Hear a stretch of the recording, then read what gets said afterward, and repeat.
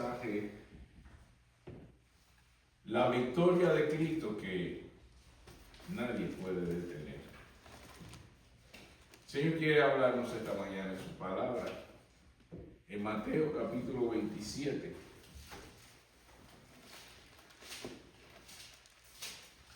En Mateo capítulo 27, de los versos 57 al 66, la victoria de Cristo que nadie puede detener. Dice la bendita y gloriosa palabra de Dios: cuando llegó la noche, vino un hombre rico de Arimatea llamado José, que también había sido discípulo de Jesús. Este fue a Pilato y pidió el cuerpo de Jesús. Entonces Pilato mandó que se le diese el cuerpo. Y tomando a José el cuerpo, lo envolvió en una sábana limpia y lo puso en el sepulcro nuevo que había labrado en la peña. Y después de hacer rodar una gran piedra a la entrada del sepulcro, se fue. Y estaban allí María Magdalena y la otra María sentadas delante del sepulcro. Al día siguiente, que es después de la preparación, se reunieron los principales sacerdotes y los fariseos ante Pilato, diciendo: Señor, nos acordamos que aquel engañador dijo, viviendo aún, después de 3 días resucitaré. Manda pues que se asegure el sepulcro hasta el 3er día, no sea que vengan sus discípulos de noche y lo hurten y digan al pueblo: oh, resucitó de entre los muertos, y será el postrer error peor que el primero. Y Pilato le dijo: ahí tenéis una guardia, y asegurarlo como sabéis. Entonces ellos fueron y aseguraron el sepulcro, sellando la piedra y poniendo la guardia. Padre, te damos gracias por tu palabra fiel y verdadera, porque ella da testimonio a través de los siglos que todo lo que tú has prometido se cumple, Señor. Y el cielo y la tierra pasará, mas tu palabra no pasará. Y se ha de cumplir conforme a tu propósito, Señor, y por eso te invocamos. Que tu palabra fluya en medio de nosotros como río de agua viva, que refresque todo nuestro ser, fortalezca nuestra vida para obedecerte, Señor. Te invocamos en el nombre del Padre, del Hijo y del Espíritu Santo. Amén. Miren qué preciosa palabra del Señor. Viviendo en tiempos en que todavía se hacen grandes concursos y competencias, por ejemplo en los deportes, cada vez que alguien establece una marca, alguien trata como de superar la marca, y hay atletas y deportistas que pasan a competir y se convierten en competidores invictos, o equipos que compiten y pasan de nivel, que no pierden una, pues se les conoce como una estrella invicta. Así se levantó Jesús en victoria. Sí, Señor. Todos los demás líderes tienen su sepulcro. Cristo vive, por eso la tumba está vacía. Está invicta, venció con todo poder la muerte y resucitó. Y en esta escena estamos viendo que hay todo un complot, una conspiración para asegurarse que Él no pueda cumplir esta hazaña que dijo que iba a cumplir. Así que la palabra de Dios nos dice que cuando llegó la noche, verso 57, vino un hombre rico de Arimatea. ¿Qué nos dice eso? Que uno solo le predicaba, impactaba y transformaba la vida de gente pobre, enferma y con hambre. Él también toca el corazón de los ricos. Cuando dijo que eran difícil de entrar al reino de los cielos, hubo hombre rico como José de Arimatea que fue tocado y transformado. Recuerde que solo Juan estaba en la cruz y los otros 10 discípulos Y entonces la figura que presentan aquí, que este José de Arimatea también había sido discípulo de Jesús. Y él se atrevió a ir a pedir el cuerpo de Jesús. Y fue ante Pilato el que se lavó la mano y dijo: de esto yo no quiero saber nada porque yo no encuentro ningún mal en este hombre. Y van de nuevo. ¿Quiénes van? Verso 59. Este Pilato le pidió el cuerpo, José le pidió el cuerpo de Jesús, y Pilato mandó que se le diese el cuerpo. Y tomando José el cuerpo, lo envolvió en una sábana limpia. Es cierto que fue José de Arimatea, pero él no fue solo. Si ven el Evangelio de Juan, en el capítulo 19, versículo 38 al 42, van a darse cuenta no solo que fue José de Arimatea en Juan capítulo 19, sino también fue un hombre que era parte del complot de los fariseos. Él era jefe de fariseos. Juan capítulo 19, versículo 38 al 42. Y ustedes van a ver qué hicieron cuando tomaron el cuerpo.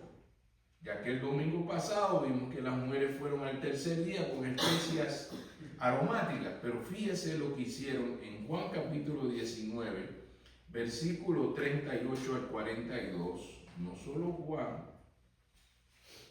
Después de todo esto, José de Arimatea, que era discípulo de Jesús, rico y discípulo, pero secretamente, por miedo de los judíos, ¿ven? Que se dan cuenta por qué no había mucha gente buscando el cuerpo de Jesús.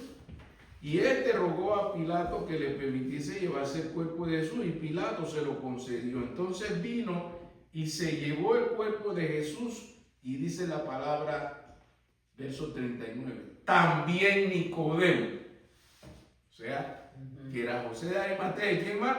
Nicodemo. ¿Quién es ese Nicodemo? Dice la Biblia, qué bueno que la misma Biblia se explica ahí.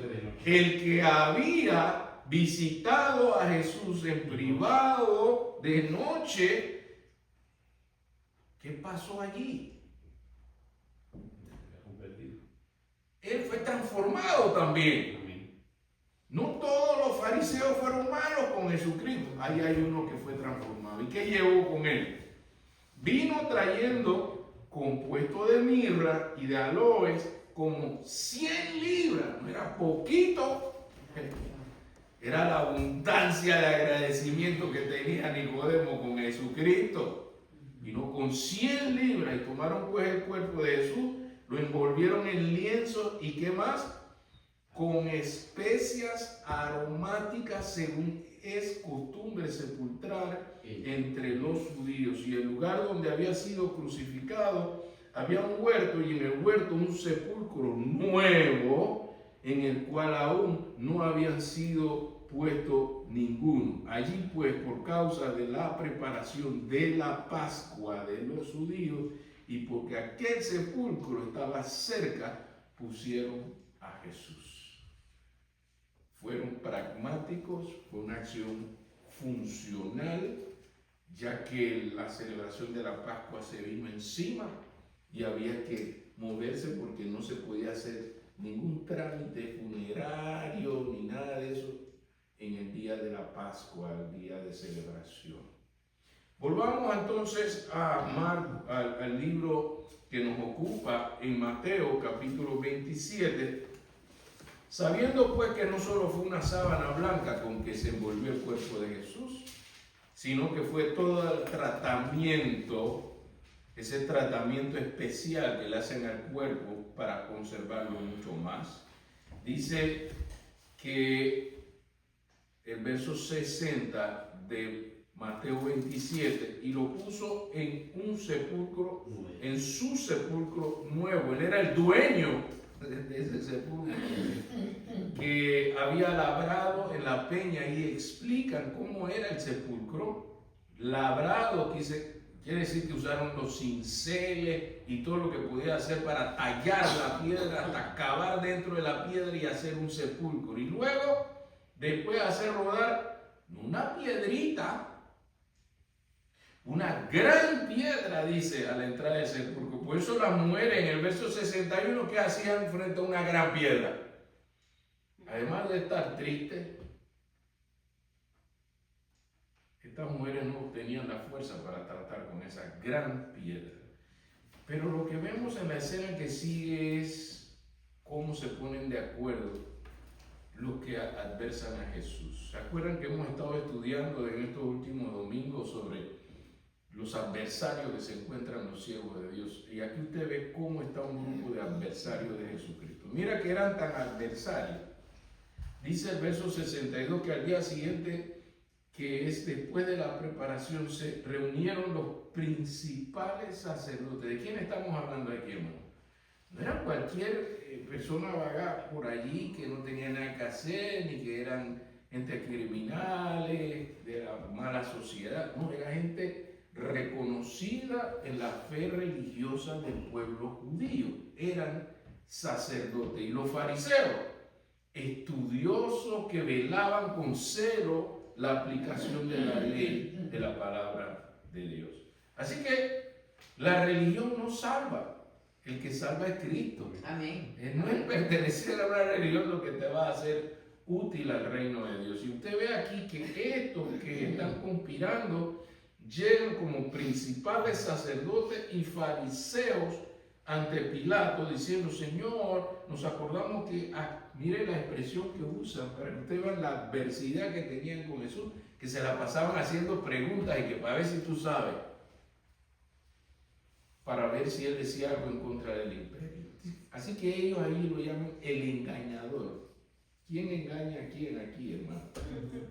Ellos dicen, a ese que es el engañador, dice él, poniendo en tela de duda la profecía y la proclamación de Jesucristo que resucitaría el tercer día. Entonces aquel engañador, le dicen, mira cómo tratan como de seducir a Pilatos. Y le dicen, mira, aquel engañador, él dice, viviendo, dijo, después de 3 días resucitaré. Manda pues, ellos le ponen esa perspicacia como para que él, Pilato, hiciera algo. Mira, él dice que va a resucitar, asegúrate que eso no pase. Manda que se asegure el sepulcro hasta el tercer día, porque ese día que él dice que iba a resucitar, no va a poder hacer nada porque vamos a hacer algo al respecto. No sea que al tercer día digan los discípulos, después que van y toman el cuerpo de noche y lo hurten, digan al pueblo, miren que sí resucitó, y ahí es donde lo ponen como, ponte a pensar, Pilato, el postrer error peor que el primero. ¿Y cuál era el primer error? ¿Cuál fue el primer error? Lo crucificamos. Y entonces, si eso fue un error, si resucita, ¿cómo vamos a quedar? Peor que el primer error. Eso era para crearle una gran tensión a Pilato. Mira, esto te conviene que resolvamos esto, porque si él resucita, entonces lo que hicimos primero no es nada comparado con el poder que él va a demostrar. Pero Pilatos, recuerden que Pilatos se había lavado las manos, versos 65. ¿Qué pasó allí? ¿Qué hizo Pilato? ¿Ustedes creen que Pilato iba a caer en esa conspiración que estaban conjurando allí? Pilato, como se lavó la mano, así mismo hizo con esa petición. Usted sabe que Pilato tenía la autoridad y el poder de llamar al ejército y ponerlo en custodia de ese sepulcro. Él no hizo eso. ¿Sabe qué hizo Pilato? Pilato le dijo, miren, ahí ustedes tienen una guardia. ¿Saben qué era la guardia? La guardia era como el servicio de seguridad que tenía el templo, el santuario. Esa era la guardia. No era el ejército romano. Era, como ustedes han visto, los líderes, los presidentes tienen como un cuerpo de servicio de seguridad. Aquí Aquí también en Hospital tenemos uno, 2 o 3 hermanos siempre que están ahí. Son servicios de seguridad, aunque usted no lo sabe. Están ahí como civiles, pero son servicios de seguridad. Eso es lo que Pilato le está diciendo. Usen su servicio de seguridad. Usen su policía, usen su guardia. Él no puso al ejército, él teniendo la autoridad de hacerlo, puso la solución en las manos de ellos mismos. Dice, vayan, usen su guardia y asegúrenlo como ustedes saben hacerlo. Ni siquiera le estaba diciendo, voy a poner el ejército y además de eso yo voy a asegurar la piedra grande que está ahí. No, ustedes saben qué hacer. Vayan y hagan. Eso es lo que ustedes ven en el versículo 65 y 66. Pilato les dijo, ahí tenéis una guardia y asegurarlo como sabéis. Él sigue lavándose las manos. A mí no me enreden en sus asuntos. La actitud de Pilato, y después de todo lo que estaba sucediendo, y aún su esposa le decía, no te metas con ese señor. Deja eso. Pilato se aseguró de no estar involucrado en esa conspiración, de ir y cuidar que Jesús no resucitara.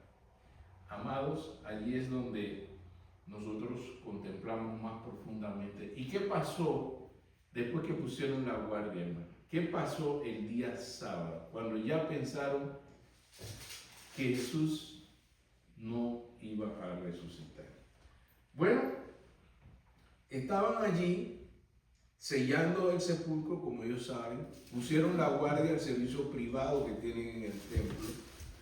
Y Cristo siguió trabajando. Ustedes han oído esa historia de un hombre que tuvo un sueño que dice que iba caminando en la arena y él veía sus pasos, y después vio que Jesús caminaba con él y después no veía sus pasos. Él decía, pero ¿por qué me dejaste?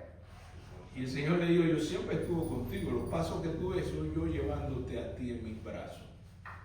Así como esa historia que ilustra que el Señor siempre está con nosotros, el Señor siempre está trabajando, lo cantamos cuando decíamos hacedor de camino, waymaker, que aunque tú no lo estás viendo, Él está trabajando. ¿Cuántos saben que Dios es así? Así es. Eso fue lo que pasó el sábado. Estaban los soldados, estaba la gente ahí cuidando el sepulcro sellado. ¿Y qué hizo Jesús el sábado?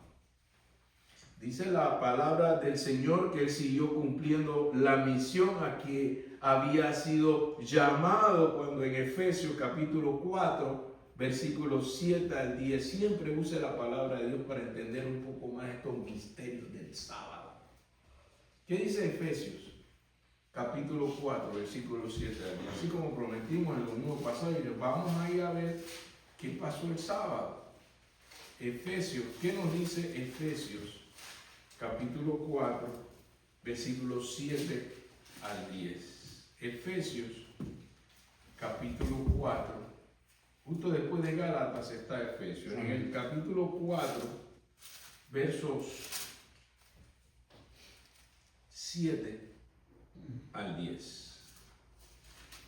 ¿Qué dice la palabra del Señor en Efesios 4, 7 al 10?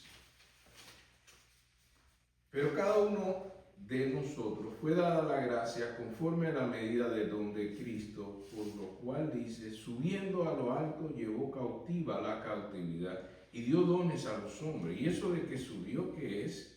Sino que también había descendido primero a las partes más bajas de la tierra. El que descendió es el mismo que también subió por encima de todos los cielos para llenarlo todo. Amén. Esa era la misión que Jesucristo estaba haciendo el día sábado. Bajó a lo más bajo de la tierra. Él llegó para predicarle aún a los espíritus encarcelados. Primera de Pedro, capítulo 3, 18 al 22. Deje que la palabra de Dios le vaya explicando mejor. Primera de Pedro, capítulo 3, versículos 18 al 22. No solo que estaba allí en la tumba como que sin nada estaba pasando, sí estaba haciendo algo. ¿Qué era? Dice Primera de Pedro, capítulo 3, versículos 18 al 22. Primera de Pedro, capítulo 3, 18 al 22. ¿Qué hacía Jesús? Porque también Cristo padeció una sola vez por los pecados, el justo por los injustos, para llevarnos a Dios, siendo a la verdad muerto en la carne, pero vivificado en espíritu, en el cual también fue, ¿y qué hizo? Predicó a los espíritus encarcelados, los que en otros tiempos desobedecieron, cuando una vez esperaba la paciencia de Dios. Mire la descripción bíblica. ¿En los días de quién?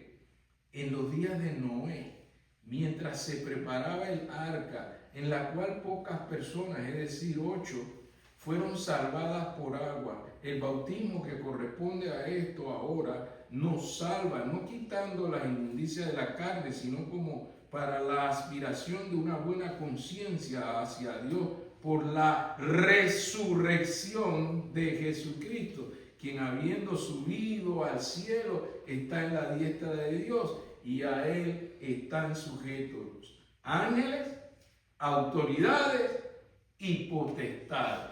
Este es el Cristo que nadie puede detener. Predica aún a los espíritus inmundos, entonces esclavizados. Pero ahora Juan, en la isla de Patmos, recibe una revelación más clara todavía de qué era ese proceso. Apocalipsis 1, 17 al 19. En el último libro de la Biblia, usted va a ver cómo se va aclarando y qué estaba haciendo Jesús en Apocalipsis, capítulo 1, versículo 17 al 19. Un tema que muchos todavía tienen confusión, pero use la Biblia para entenderlo mejor. Primera de Apocalipsis, capítulo 1 de Apocalipsis, versículos 17 al 19. ¿Qué dice? Cuando le vi, caí como, y usted sabe, si usted lee los textos anteriores, una visión del Hijo del Hombre, sabe que era el título favorito de Jesucristo, el Hijo del Hombre. Él dice que cuando le vi, caí como muerto a sus pies, y él puso su diestra sobre mí diciendo, no temas. Ve que las letras ahora cambian a rojo. Jesús hablando, no temas, yo soy el primero y el último, y el que vivo y estuve muerto, mas he aquí que vivo por los siglos de los siglos, amén. Y tengo la llave de ¿qué? De la muerte y de qué más. Y del Hades. Escribe las cosas que has visto y las que son y las que han de ser después de estas. El misterio de las 7 estrellas que has visto a mi diestra y de los 7 candeleros de oro. Las 7 estrellas son los ángeles de las 7 iglesias, y los 7 candeleros que he visto son las 7 iglesias. Siempre hablando de que Cristo cuando viene por su iglesia. Y fíjese que él está hablando allí, yo soy el que tengo la llave de la muerte y del Hades. Recuerden que para los judíos, los hebreos usan la palabra Seol, y los griegos usan la palabra Hades, lugar de tormento. Que Jesús, su victoria no es solamente contra la muerte, sino aún en contra del Hades, y le da potestad a la iglesia y le dice, contra ella no prevalecerá el Hades. Y cuando Jesús está enseñando, mire qué buen maestro es nuestro Señor Jesús, porque a algunas personas les gusta hablar del Evangelio de Jesucristo, pero no les gusta hablar de la obra gloriosa que Él hace, aún con toda autoridad, el día sábado de gloria. Por eso algunos le llaman el sábado de gloria o sábado santo. Pero Jesús explica de qué se trata este lugar, y Él lo ilustra con una enseñanza. Lucas 16, 19 al 31. Hermanos, a mí me encanta que Jesús siempre usa una ilustración sencilla para no enredarnos. En Lucas 16, 19 al 31, para los que están todavía confusos, que el Hades, el Seol, el infierno, ¿qué es? Jesús aquí, Él mismo lo explica. A mí me encanta que sea Cristo el que haga la explicación. Lucas capítulo 16, versículos 19 al 32. Lucas capítulo 16, Jesús mismo explica el tema del Hades. ¿Cómo así? Vamos a verlo. Lucas 16, versículos 19 al 31. Y lo ilustra con el rico y Lázaro. Miren, esta es la historia. Había un hombre rico que se vestía de púrpura y lino fino y hacía cada día banquete con esplendidez. Había también un mendigo llamado Lázaro que estaba echado a la puerta de aquel lleno de llagas y ansiaba saciarse de las migajas que caían de la mesa del rico, y aún los perros venían y le lamían las llagas. Aconteció que murió el mendigo y fue llevado por los ángeles al seno de Abraham, figura tipo cielo. Y murió también el rico y fue sepultado. Verso 23, ¿a dónde fue a parar? Y en el Hades alzó sus ojos, estando en qué? No era placer, en tormentos. Y vio de lejos ¿a quién? A Abraham. ¿Y a quién más vio? Y a Lázaro. ¿Y dónde estaban? En el seno de Abraham. Entonces él, dando voces, dijo: Padre, Abraham, ten misericordia de mí y envía a Lázaro para que moje la punta de su dedo en agua y refresque mi lengua, porque estoy atormentado. ¿A dónde? En esta llama. Si todavía usted está con la figura de Hades, ¿qué será? ¿Dónde será?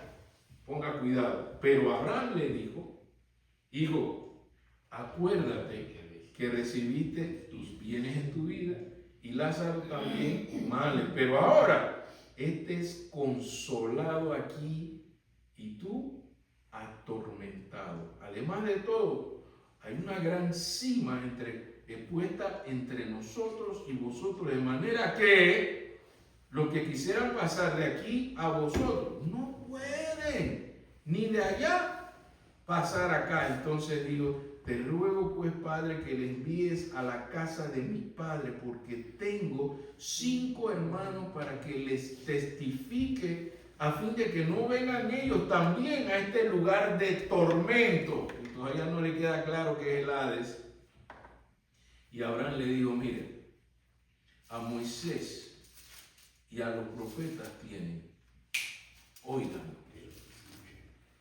Él entonces le dijo: no, padre Abraham, pero si alguno fuera a ellos entre los muertos, se arrepentirán. Mas Abraham le dijo: si no oyen a Moisés y a los profetas, tampoco se persuadirán, aunque alguno se levantara de los muertos. Hermano, esta es una figura muy importante de entender por qué el sábado, después de la crucifixión, Jesucristo bajó a lo más bajo de la tierra para predicar a los espíritus encarcelados. Porque Él tiene la llave. Hermano, Él tiene la respuesta para cada necesidad de nuestra vida, hermano, y de nuestros familiares. Por eso la seriedad con que Jesucristo narra y explica qué es el Hades, y le dice: mira, nadie puede ir de aquí para allá ni de allá para acá. Hay un gran abismo. Entonces, ¿cuándo es que tiene que tomar una decisión, hermanos? Ahora que están en vida. Y eso que Él está diciendo, pero que vayan y le testifiquen. Nosotros que estamos vivos, nos toca testificar a nuestros familiares y amigos, hermano. Porque la victoria de Cristo está en Él a través de nosotros. No es que nosotros vamos a hacer la obra. Por eso dice en esa ilustración: tienen a Moisés y tienen a los profetas, que los oigan. Porque el Señor va a hablar a través de nosotros a nuestros amigos y familiares. Esta es la escena que Jesucristo quiere que nosotros tengamos presente. Mucha gente va a estar en contra y van a calumniar y van a decir cosas como que somos unos engañadores. A Cristo le dieron engañador. ¿Usted no le van a decir también? Ah, no, pero que estos son falsos. Deje que Cristo haga la victoria, hermano, porque ¿sabe qué? Esa tumba, aunque tenía guardias y aunque estaba sellada, al tercer día Cristo resucitó para la gloria del Padre. No hay nada ni nadie que pueda detener la victoria de Cristo. ¿Cuántos creen en eso? Amén. Y Jesucristo quiere que sepa que aunque usted no está viendo la obra, Él está trabajando. Amén. Usted siga orando y testificando. Usted siga orando y gestionando. Cuando llega alguien y me dice, pastor, necesitamos hacer algo al respecto, le digo, sí, vamos a empezar orando y gestionando en el nombre del Señor. No trate de hacer usted toda la fuerza que tiene y desgastarse.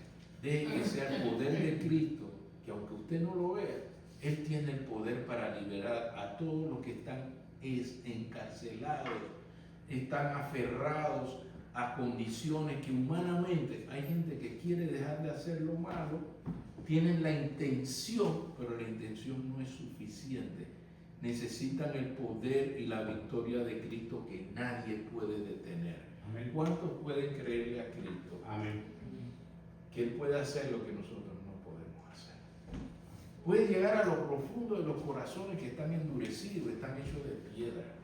Están como esa gran piedra que estaba en el sepulcro, que parece impenetrable. Pero cuando Cristo llega, tiene toda la autoridad y poder para traspasar esas barreras, esas murallas, esas piedras gigantes que la gente pone en el camino para no aceptar la palabra de Dios. El Espíritu Santo puede redarguir y puede corregir a cada uno con el poder de su palabra. Por eso el Señor nos llama a celebrar esta victoria de Cristo que nadie puede detener. ¿Cuántos quieren este día unirse a este clamor? Señor, yo me encuentro con muchas piedras en el camino, piedras grandes. Yo me encuentro con muchos obstáculos en el camino. Pero así como tú te levantaste de ese sepulcro tan herméticamente sellado, Señor, tú puedes penetrar la mente y los corazones de aquellos que son nuestros amigos y familiares, que no saben lo que es el lugar de tormento que le esperan sin Cristo. Solo Cristo puede dar la victoria en esos corazones. ¿Cuántos en este día quieren ponerse de pie y decirle, Señor, necesitamos que tú hagas lo que hiciste el viernes, lo que hiciste el sábado y lo que hiciste el día de resurrección?